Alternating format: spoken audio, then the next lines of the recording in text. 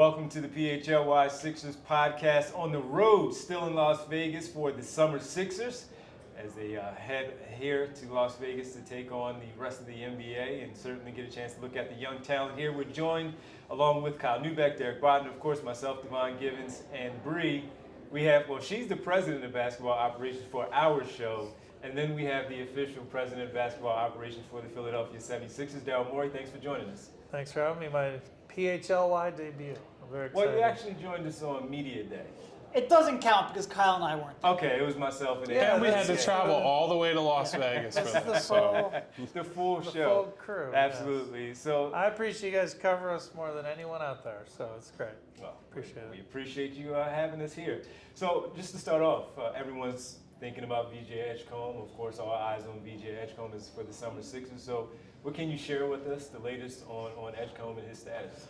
Yeah, he's getting parts of practice in. He's going to go through practice later today as well and see how it feels and hopefully get out there. We are taking a pretty cautious approach. These are just exhibition games, but I know VJ wants to be out there, so we're the ones holding them back right now. I want to ask you a more big picture draft question connected to VJ, Daryl. You guys have taken a lot of guys in recent years, thinking of Tyrese, Jared, I think VJ fits this, where they have super great work ethic reviews, like great high character background type of stuff. But how do you actually separate those guys? Because you talk to coaches, they're going to say, oh, this kid's a hard worker, right? So Yeah. how do you actually drill down and figure out who are the guys that are the outliers that maybe can separate from the peers in their class to become, all-star level type guys?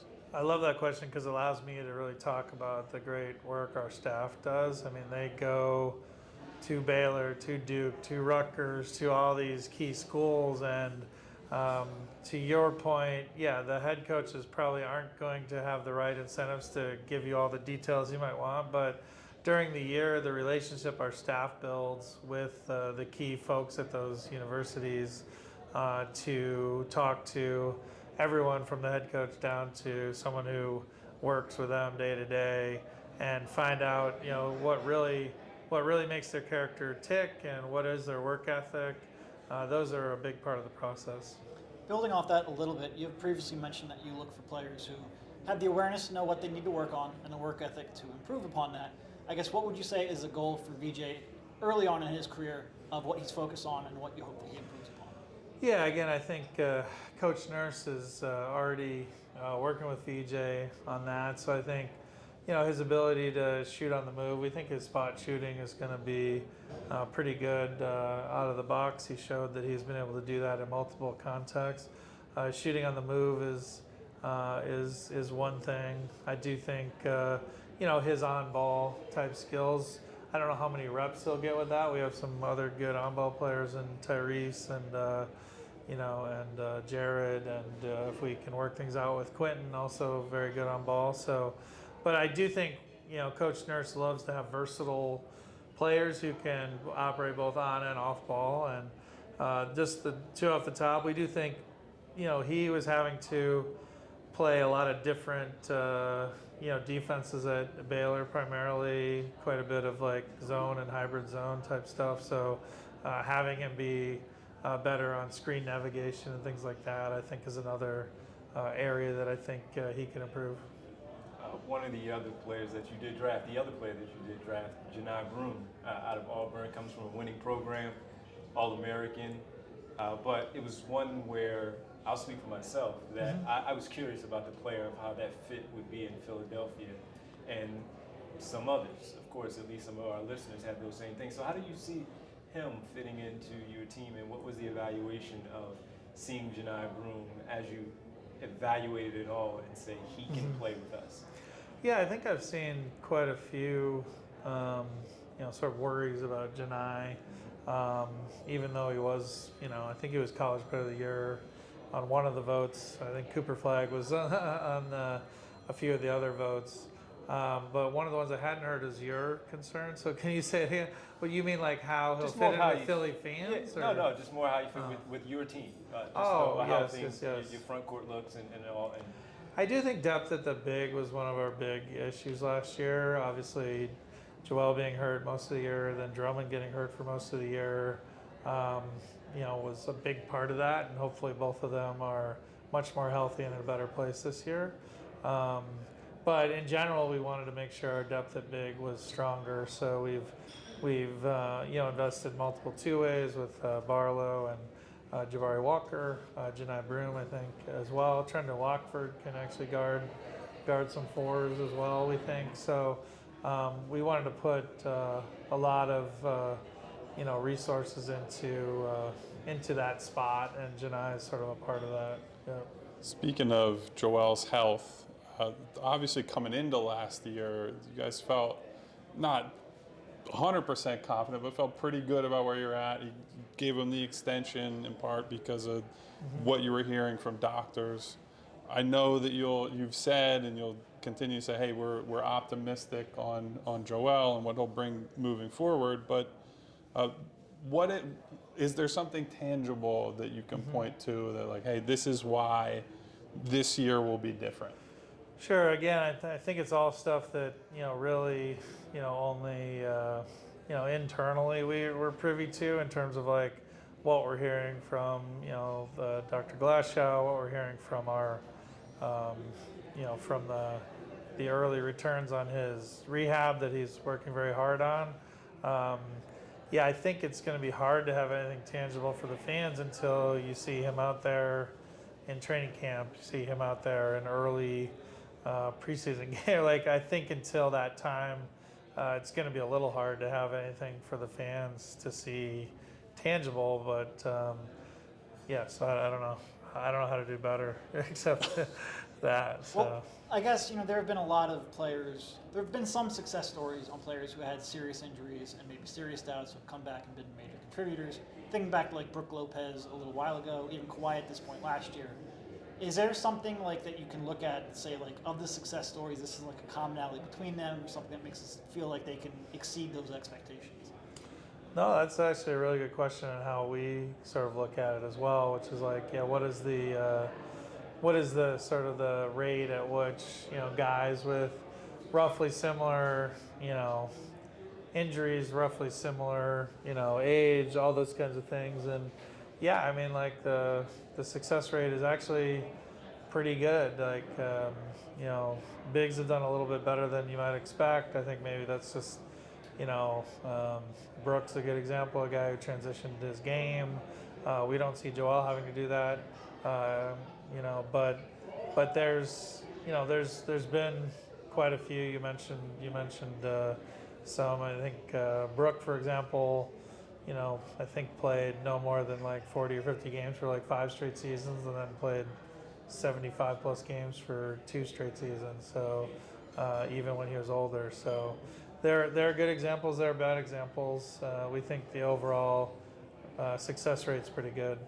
Is there anything about watching the playoffs this year, last few years, that has changed how you think you need to build a team to navigate a regular season, or is it more confirmation of maybe your priors, and what would those examples be? No, I think we're always trying to learn. I do think Indiana's a really interesting team. I think not only from a personnel perspective in terms of Kevin Pritchard and Chad Buchanan have done a tremendous job. Coach Carlisle's done a tremendous job there, and then the way they have used multiple guards, a really strong big, obviously, that they lost, but I think you should always be learning. I think anytime you think like, oh, the league's going to be all just this, it's going to be all switching, and it wasn't but 5 or 6 years ago people thought centers were going to be not useful. You're going to switch everything, gang rebound, play in transition, and now double bigs. Now coming teams back are playing 2 bigs. No, it's what I love. It's one of the great things I love about basketball is that it does change. The rules change. I mean, just they went from what they call a foul has changed dramatically over the last 18 months, basically, and that's really shifted things. I do think the regular season has become more of a depth game, and I think one of the priorities for us to get like two ways who we think are a little closer to ready to play have been in the league a few years, and we can maybe recruit them with possible role with Barlow and Walker. I think we got Trendon Watford for that same reason, just a lot of roster opportunity that they saw and that we saw for them. I do think that's one thing to track. I do think it's early days, though. We'll see. I mean, Indiana is a bit of an anomaly. There aren't a ton of examples like that. If there's now 3 more of those teams next year, that'll shift things a little bit. But we're constantly trying to learn. And a lot of it's just like, how do we best use the personnel we have, where we hopefully have 4 very top guards in the league.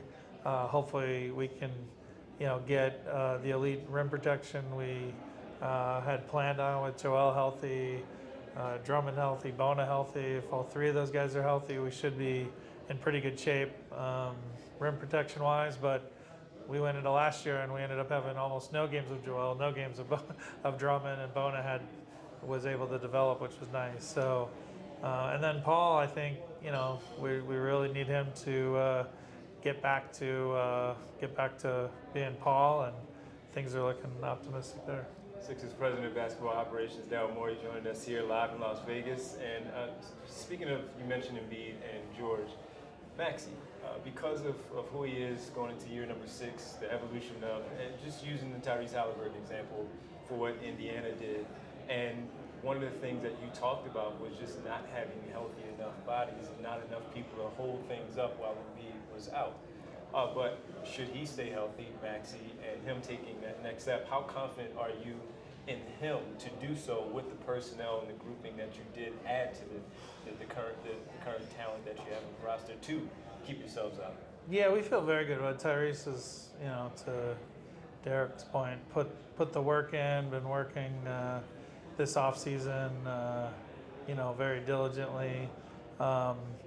And I think the fact that he faced literally the focal point of the defense for all the minutes he did play, obviously he missed quite a bit at the end of the season as well, will only help him going into next year. He really was caught off guard when he became the guy who was blitzed nearly every time down the floor, and I think he felt like he really took a step forward in being able to handle that kind of attention and pressure, and I think that will help him going forward. Quentin Grimes, big restricted free agent. Been a lot of cap space has dried up here over the last week or so. Where does everything stand with that? What do you think needs to happen to sort of get that stalemate, so to speak, unstuck? Yeah, I think continue to have discussions with his representation. I do think the structure of the rules make it challenging for all sides. I think that's pretty evident from when you look around the league. It's everyone's sort of in the same boat. We'll hopefully continue to work on it. I don't have much of an update besides that. Yeah. Circling back to Maxey a little bit, there's been a sentiment, I think, publicly that it seems like the organization is maybe thinking about him more as the central figure. There's a lot of, it's Tyrese's team, and I know that's you guys don't think of things in those binary terms, but how big is Tyrese's presence in terms of his input on that? How often are you talking with him? How much of a stakeholder is he in everything that you're doing? I think it's just appropriately grown over time. I mean, he's such an important part of the team. I think him really helping us recruit Trendon was really cool. In that they were together in 9th grade or whatever, yeah. And it happened to be a nice fit of the team needs, and the fact that Tyrese knew it. Tyrese, all 3 of our main players, wanted to come back and see VJ when he came in to visit town. Tyrese was the only one whose schedule it could work for, but he flew in for it to make sure VJ knew how much he believed in him, and I think that was a big. Obviously, it's a draft, so it's more up to us who gets picked. But yeah. I think it meant a lot to VJ to see that Tyrese was behind him from day one, especially since they're both guards. I think that there can be some natural tension sometimes when people play similar positions, but Tyrese showing that he's going to embrace them from day one, I think was a big deal. And we already saw a little, speaking of natural tension, some bromance between Jared and VJ hanging out by the court out in Summer League. So at least they're getting ahead of the curve on all that. I assume they'll spend a lot of time together. I can't keep track of all of Jared's bromances. You got the Kyle bromance. Well, he's just so nice that I think it's a natural. He just gets along with everybody. I think that's right, and I think that was a big part of to go into the background that I think we discussed. I think that goes into the background that I think there was some nervousness about Jared early in Philly before he got up there and played, about his approach, and all our background at Duke was that he wins everyone over like very quickly. So that's turned out to be true. He's a great kid, gregarious, and is a big team supporter. In terms of the four guards, assuming Quentin eventually does come back, they're a huge part of your future. All of them have played. You spoke a little bit earlier about VJ and how he was mostly off ball, and his camp, and he thinks he can get some more on-ball reps. Certainly Jared at Duke played a little more off-ball, showed a lot on-ball last year, and Tyrese we saw with James and then transitioning to before. How big of a priority is it, or how big of an advantage is it for all of them to be able to play on, off-ball, multiple different roles? I think it's exciting. I think, guards, especially as, you can just hack people now and it's not a foul. Like you need multiple release valves and multiple guards who can handle and attack the D and make we don't even need like complex reads if everyone can both beat their man and make the easy pass. And I think all four of them can, which is pretty exciting. I think VJ is probably the most developing of those, but he played quite a bit on ball. You make a good point. Like, it's interesting that all of them have played both off and on ball at various points in their career, whether it be NBA or prior to that. And I think that's something that Nick's going to be able to use in a way that puts the defense in jeopardy. Last one, you speaking about release valve. We're in Las Vegas. Curious where you're going with this one. What's the release valve? Didn't you go to the Sphere last year and see Dead? I did. I saw the Dead concert. So yeah. you should have went with us because we went together. Oh, that's awesome. Yeah. No, We could have done like a little Vidoc or something on that trip. Exactly. So any shows on the horizon while y'all here this time? I always try to catch some. Yeah. So I think my wife wants to see the Backstreet Boys, so we'll probably do that. So It's been a conversation among this group. Not quite the Dead, a little different vibe, but exactly. We're gonna check that out. I'm gonna check out Penn and Teller because right. I've seen it before, but they change their show pretty much every year, and I just love their overall approach, which is basically magic, but they then explain like that it's all bullshit, which I think is, which I enjoy. Sort of a very Philly. Okay. He's a Philly magician.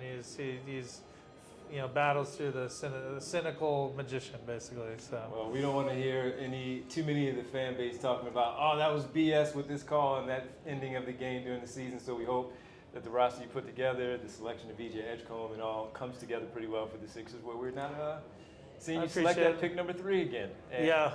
Let's not do that. Yeah. It was my first high pick, and if we get one good one and we're done, that'll be enough for us. So. Well, this was a fun one and a good one with us on the road. We appreciate you taking the time, Daryl. Thanks so much, man. Thanks, Daryl. Thanks, Daryl. Appreciate it. Thanks, Appreciate it. Yeah. Everybody, we'll talk to man. you a little Appreciate bit it. later right here on the PHLY Sixers Podcast, presented by Rockland Orthopedics.